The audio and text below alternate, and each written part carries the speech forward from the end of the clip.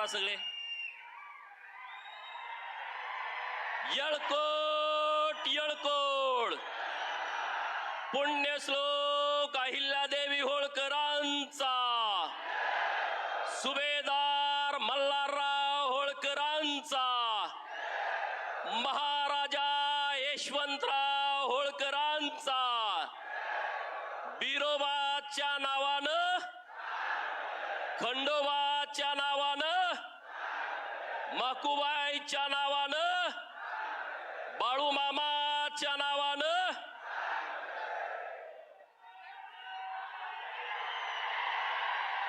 आज 31 मे अखंड हिंदुस्थानातील शेकडो कोटी हिंदूंचं आराध्य दैवत राष्ट्रमाता पुण्यश्लोक अहिल्यादेवी होळकर यांची जयंती. या जयंतीच्या निमित्तानं आपल्या सर्वांच्या वतीनं मी अहिल्यादेवींच्या कोटी कोटी अभिवादन करतो. अहिल्यादेवींना अभिवादन करण्यासाठी आज सकाळी राज्याचे लोकप्रिय मुख्यमंत्री देवाभाऊ हे चौंडीमध्ये येऊन अहिल्यादेवींच्या चरणी नतमस्तक होऊन, दिल्लीला काही कार्यक्रम असल्यामुळं आजच्या या सभेला उपस्थित राहू शकले नाहीत. दुसरे राज्याचे नेते, लोकप्रिय उपमुख्यमंत्री, अनाथाचा नाथ एकनाथरावजी शिंदे साहेब व्यासपीठावरती आहेत. ज्यांच्या अध्यक्षतेखाली ही जयंती होते ते आपल्या सर्वांचे नेते, महाराष्ट्राच्या विधान परिषदेचे सभापती माननीय राम शिंदे साहेब व्यासपीठावरती आहेत. अहिल्यादेवींची चौंडी डेव्हलप झाली पाहिजे, लोकांना कळली पाहिजे म्हणून रात्रंदिवस ज्यांनी मेहनत घेतली ते आपल्या सर्वांचे आदरणीय अण्णासाहेब डांगे साहेब हेही व्यासपीठावरती आहेत. माननीय जयाभाऊ गोरे, माननीय शिवेंद्र महाराज भोसले, माननीय दत्ता मामा भरणे, माननीय सुनेत्राताई वहिनी हे सगळे मंत्री महोदय येऊन गेलेले आहेत. व्यासपीठावरती सर्व मान्यवर आहेत. मी जास्तीचा वेळ घेत नाही, परंतु आज आपण इतक्या उत्साहामध्ये, आनंदामध्ये चौंडीला आपण येत असतो.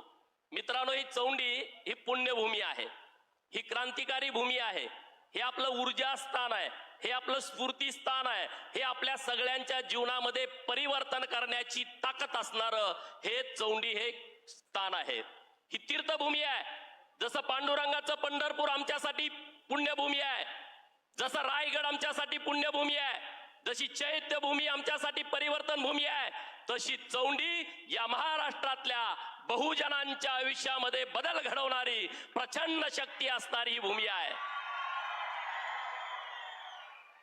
अहिल्यादेवींचा जन्म 31 मे 1725 चा मानकोजी शिंदे आणि सुशीला शिंदे यांच्या पोटी हे रत्न जन्मला. मित्रांनो, तो काळ बघा, ती परिस्थिती आठवा.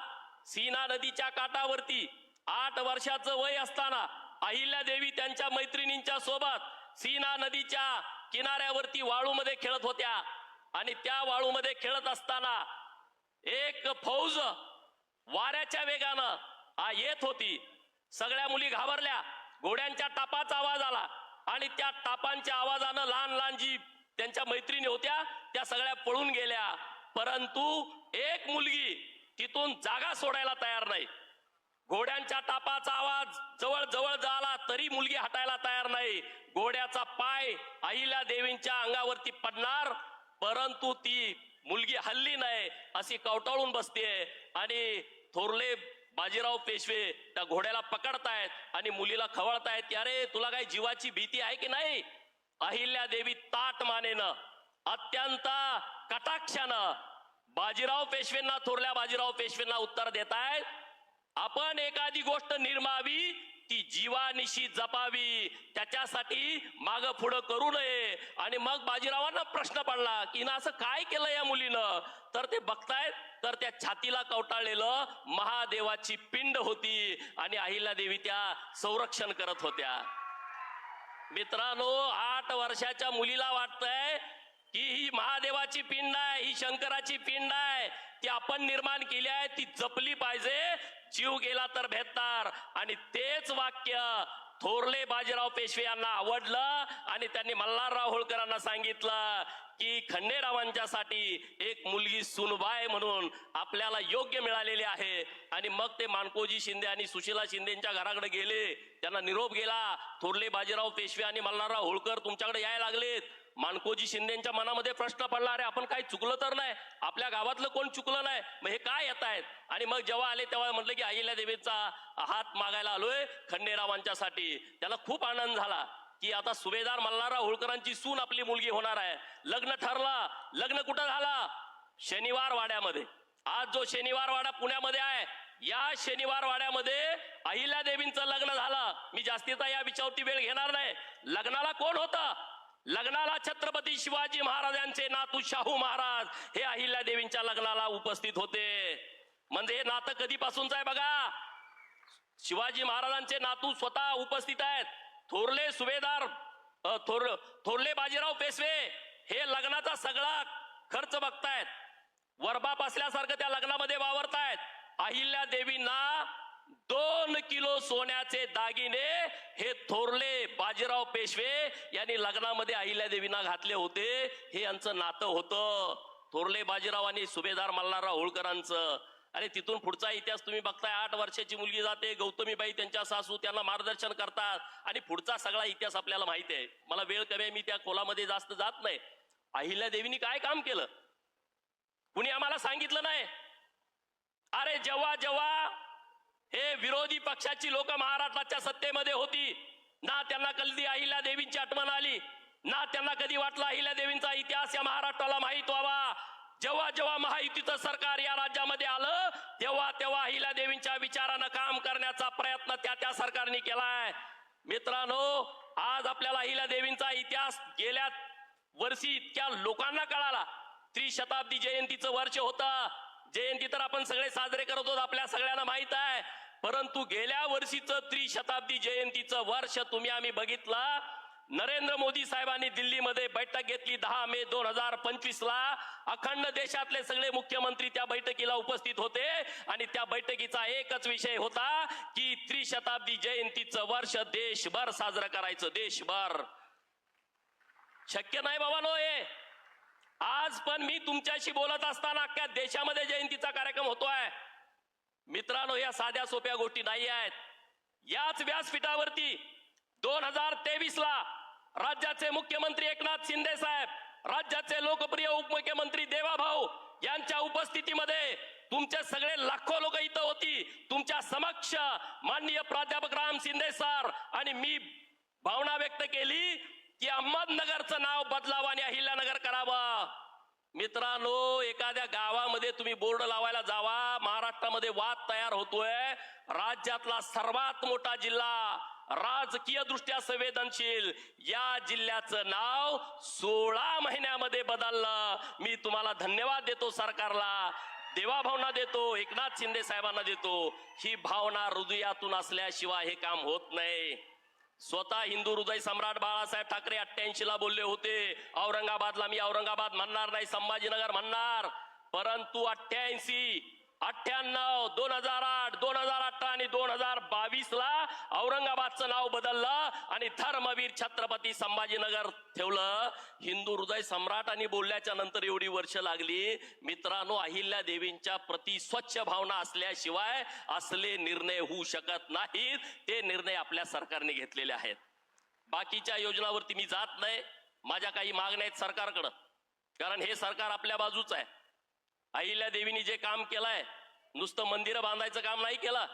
अरे जेव्हा हा हिंदू धर्म संकटात होता, हिंदू धर्म अडचणीत होता, आमच्या अस्मितेवरती घाला घातला जात होता, मोगल सातत्यानं आक्रमण करत होते, मोगल सातत्यानं मंदिर उद्ध्वस्त करत होते, मोगल सातत्यानं मंदिरातल्या मूर्तींचं मूर्ती भंजन करत होते. कारण त्यांना माहित होतं या देशातल्या करोडो हिंदूंची अस्मिता ही यांची देवता आहेत. त्यांच्यावरती जर अटॅक केला तर हे ना उमेद होतील, हे गुलाम होतील, यांच्यामध्ये शक्ती राहणार नाही, यांच्यामध्ये ताकद राहणार नाही. म्हणून त्यांनी मंदिरं उद्ध्वस्त केली. अखंड भारतातल्या मंदिरांचा जीर्णोद्धार पुण्यश्लोक अहिल्या देवी देवींनी त्यांच्या स्वतःच्या पैशातनं केलाय.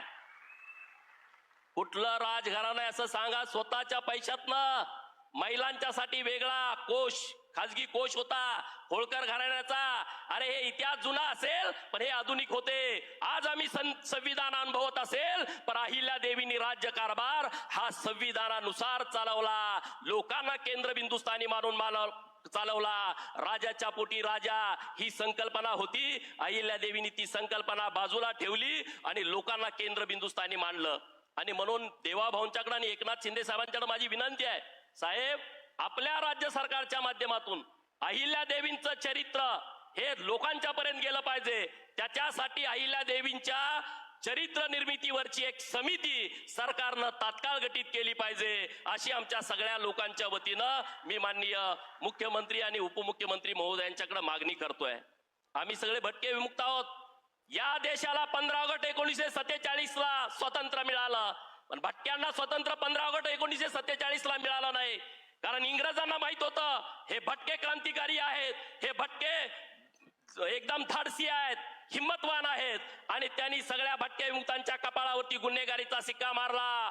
भारत 15 ऑगस्ट 1947 ला स्वतंत्र झाला, पण या भारतातल्या शेकडो भटक्या जमाती या 31 ऑगस्ट 1952 ला स्वतंत्र झाल्या. म्हणजे 5 वर्ष 16 दिवसानंतर या देशातल्या भटक्या विमुक्तांना स्वतंत्र मिळालं. इंग्रजांनी शिक्का मारला आमच्यावरती गुन्हेगारीचा. तो शिक्का पुढच्या पिढीनं गोंधनामध्ये बदलला. गुन्हेगारीचं गोंधन भटक्या विमुक्तांच्या कपाळावरती लाभलं. मी देवाभाऊंना आणि एकनाथ शिंदे साहेबांना विनंती करतो, हे जे आमच्या कपाळावरती गुन्हेगारीचा सिक्का लागलाय हे पाप पुसायचं असेल तर राज्य सरकारनं भटक्या विमुक्तांच्यासाठी एक वेगळा आयोग स्थापन करावं, अशी विनंती मी राज्य सरकारकडे करतोय. आणि महाराष्ट्र देशातलं पहिलं राज्य ठरेल की जे भटक्या समाजासाठी आयोग स्थापन करताय. या आयोगाच्या माध्यमातून आमचं मागासलेपण सिद्ध होईल. अरे पालावरती आज लोकांच्या वरती अन्याय अत्याचार होतोय. पालं जाळून टाकली जात आहेत. आमच्या तरण्या ताट्या पोरी पालावरती उघड्यावरती राहत आहेत. कुठल्या गावात जायचं, स्मशानभूमी जवळ, ओढ्या पात्रामध्ये, गावाच्या गावंदरीमध्ये, गावाच्या शाळेजवळ, पुलाच्या खाली ही आमची सगळी लोक राहत आहेत. यांच्यावरती अन्याय अत्याचार होतोय. पुण्यामध्ये परवा प्रकरण घडलं, हे माननीय मुख्यमंत्री महोदयांच्या कानावरती घातला आणि माननीय मुख्यमंत्री महोदयांनी तात्काळ निर्णय घेतला. या महाराष्ट्रातल्या भटक्या विमुक्तांच्या वरती जो अत्याचार होतोय तो अत्याचार झाला नाही पाहिजे, म्हणून भटके विमुक्त अत्याचार प्रतिबंध समिती स्थापन करण्याचा निर्णय राज्य सरकारने घेतलाय. जोरदार टाळ्या वाजवून सरकारचं आपण अभिनंदन करूया. जोरदार टाळ्या वाजवा. अरे आम्हाला काय मिळालं या सगळ्या व्यवस्थेमध्ये? आज आम्ही आरक्षण मागतोय. धनगराची पोरं म्हणतायत आमच्या आरक्षणाची अंमलबजावणी करा. का आम्ही आरक्षणाची अंमलबजावणी करा म्हणतोय? जिसकी जितनी संख्या भारी उसकी उतनी भागीदारी, या तत्वावरती आम्हाला न्याय मिळत नाही. किती आमदार आहेत आमचे? कुठल्या कुठल्या पार्टी आम्हाला तिकीट देतात? नाही आम्हाला तिकीट मिळत. तिकीट मिळालं तर निवडून यायची आमच्याकडे ताकद नाही, आमच्यामध्ये क्षमता नाही. 1.5 कोटी असणारा समाज आज सत्तेमध्ये नाही, राजकारणामध्ये आमचा वाटा नाही, प्रशासनामध्ये आमचा टक्का नाही. आमचे IAS IPS किती आहेत? आमचे तहसीलदार, आमचे प्रांत किती आहेत? आमचे पोलीस इन्स्पेक्टर DYSP किती आहेत? याची संख्या फार कमी आहे. आणि म्हणून आमची सरकारकडे मागणी आहे. सुप्रीम कोर्टामध्ये आमच्या विरोधात निकाल गेला. एक आमची याचिका काढून टाकली. सरकारला मी धन्यवाद देतो. कालच्या 26 तारखेला सुप्रीम कोर्टामध्ये तारीख होती. राज्याचे मुख्यमंत्री महोदयांनी लक्ष घातला. आमची जी केस काढून टाकली होती ती सुद्धा केस परत सुप्रीम कोर्टानं सेटल केलेली आहे आणि चालवण्याचा अधिकार दिलेला आहे. मी धन्यवाद देतो. पण एवढ्यावर थांबून चालणार नाही. सरकारनं लक्ष देण्याची आवश्यकता आहे. सुप्रीम कोर्टामध्ये धनगरांच्या बाजूनं निर्णय व्हावा यासाठी सरकारनं रात्रीचा दिवस करावा. ही माझी तुम्हाला हात जोडून विनंती आहे. ही माझी विनंती आहे. धनगराच्या आरक्षणाचा प्रश्न मिटल्याशिवाय आमच्या आयुष्यामध्ये बदल होऊ शकत नाही. ती क्षमता, ती ताकद आमच्यामध्ये नाही. रस्त्यावरती मेंढपाळ आहेत. 35 किलोमीटर मेंढपाळ चालतोय. रोज कुणीतरी गुरासारखं मारतंय. रोज जीव घेणं हलाक होतोय. अरे इतकं वाईट वाटतं. रोज लोकांचे फोन येतात. मेंढपाळ रस्त्यावरनं चाललाय, त्याला कुऱ्हाडीचा घाव घातला. रस्त्यावरनं मेंढपाळ चाललाय, बंधाऱ्यामध्ये पाणी प्यायला आला, त्याला गुरासारखा मारला. अरे आम्ही काय केलंय?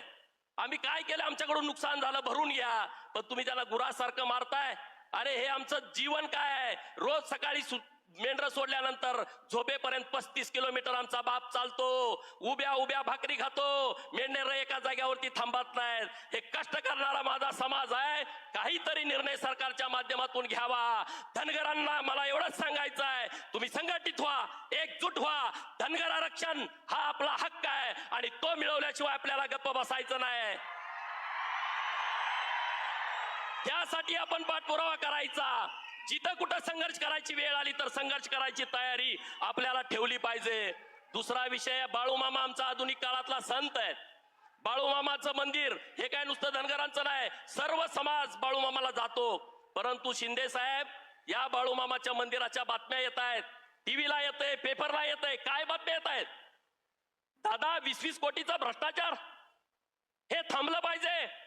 या बाळूमामाच्या मंदिरावरती माननीय मुख्यमंत्री महोदय आणि उपमुख्यमंत्री महोदय, विनंती आहे की तुम्ही या बाळूमामाचं मंदिर सरकार जमा करून घ्या.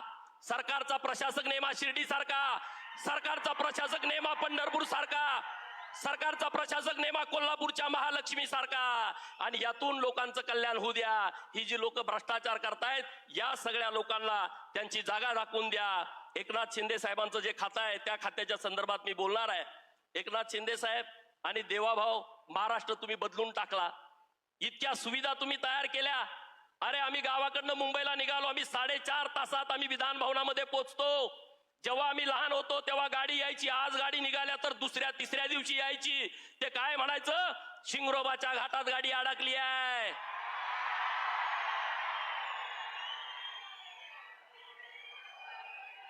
काय म्हणायचे, सिंगरोबाच्या घाटामध्ये ट्रॅफिक लागलं. साहेब, सिंगरोबाला दर्शन घेतल्याशिवाय, सिंगरोबाला 1 रुपया, 5 रुपये, 10 रुपये टाकल्याशिवाय कुठलाही गाडीवाला पुढे जात नव्हता. आता 95-99च्या काळामध्ये एक्सप्रेस हायवे तयार झाला. सिंगरोबाकडे जाणाऱ्या वाहनांची संख्या कमी झाली. त्याच्या पुढे तुम्ही देवाभावानी तुम्ही गेला. तुम्ही आता कनेक्टिंग लिंक तयार केलेली आहे. 5 मिनिटांमध्ये आम्ही तिथून जातोय. अरे शिंगरोबा कोण आहे? शिंगरोबा नुसता धनगर नाही, शिंगरोबा एक राष्ट्रभक्त आहे. शिंगरोबा नुसता मेंढपाळ नाही, शिंगरोबा देशासाठी हुतात्मा झालेला पहिला या देशातला हुतात्मा आहे. 1858ला जेव्हा इंग्रज रेल्वे आणि रस्त्यासाठी तिथं सर्वे करत होते, महिना 2 महिने ते गोरे अधिकारी फिरत होते, त्यांना रस्ता सापडायला तयार नव्हता. हा आमचा शिंगरोबा तिथं मेंढ्या राखायचा. 2 महिन्याच्या नंतर लक्षात आलं ही रोज फिरते, त्यांना काय पाहिजे. त्याने विचारलं, त्यांना इंग्रजी येत नव्हतं, मध्यस्थाला विचारते, म्हणजे यांना रस्ता पाहिजे. हे आता इथला नाच सोडून चाललेले आहेत, रेल्वे आणि रस्ता करायचा आहे. शिंगरोबा म्हणला माझ्या मागे या, मी रोज या सह्याद्रीच्या कडाकपाऱ्या पायाखाली तुडवतोय. आणि एकदाच नुसता शिंगरोबा त्या रस्त्यावरनं गेला आणि तो रेल्वे मार्ग आणि रस्ता तयार झाला. मित्रांनो, मग त्या इंग्रजांनी विचारलं तुला बक्षीस काय हवाय? शिंगरोबा म्हणतोय तो शाळेत गेला नाही, शिकला नाही, इंग्लिश मीडियमचा विद्यार्थी नाही, मेंढ्या राखणारा माझा शिंगरोबा म्हणतोय मला बक्षीस नको, तुम्ही माझ्या देशाला स्वतंत्र द्या. अरे जेव्हा त्यांना कळालं की हा स्वातंत्र्य मागतोय, तेव्हा शिंगरोबाला त्यांनी गोळ्या घातल्या. माझी विनंती आहे तुमच्याकडं, आज तुम्ही एवढी मोठी कनेक्टिंग लिंक तयार केलेली आहे, शिंगरोबाचं नाव जर देता आलं तर आमच्या सगळ्या लोकांच्या वतीनं मी तुम्हाला विनंती करतो, मी माननीय देवाभावना विनंती करतो. आणि तिथल्या सगळ्या आमदारांची पत्र पण मी साहेब जोडलेली आहेत. प्रशांतदादा ठाकूर, महेंद्र बालदी, महेंद्र सिंग दळवी, माननीय भरतशेठ गोगावले, ह्या सगळ्यांची पत्र पण जोडलेली आहेत. जर शिंगरोबाला न्याय देता आला तर तुम्ही या संदर्भामधला विचार करावा, अशी मी तुम्हाला विनंती करतो. अहिल्या देवींचं हे गाव, अरे इतकी ऊर्जा आहे, जाताना माती घेऊन जावा. कुठं काय कमी पडलं, भंडाऱ्याच्या सोबत तुम्ही माती कपाळाला लावा. इतकी ताकद, इतकी शक्ती या मातीमध्ये आहे. राम शिंदे साहेब बघताय तुम्ही, आज राज्याच्या सर्वोच्च पदावरती बसलेले आहेत. हा अहिल्या देवींचा आशीर्वाद आहे. आणि त्यामुळं इथं कुणी राजकारण करायच्या भानगडीत पडू नका. इथं राजकारण करल त्याची माती झाल्याशिवाय राहत नाही. हा इतिहास आहे, हा इतिहास आहे. इथं व्यासपीठावर जागा मिळाली नाही मिळाली, खाली बसायचं, काही टेन्शन घ्यायचं नाही. हे सन्मानाचं ठिकाण आहे. हे परिवर्तनवादी ठिकाण आहे. अरे अहिल्या देवींचा जन्म जेवढा सन्मान या सरकारनं केला तेवढा सन्मान कुणीही मागच्या 300 वर्षामध्ये केला नाही. अत्यंत जबाबदारीनं बोलतोय, 300 वर्षामध्ये कुणी केलं नाही. अरे अहिल्या देवींचा फोटो त्याला माहित नव्हता.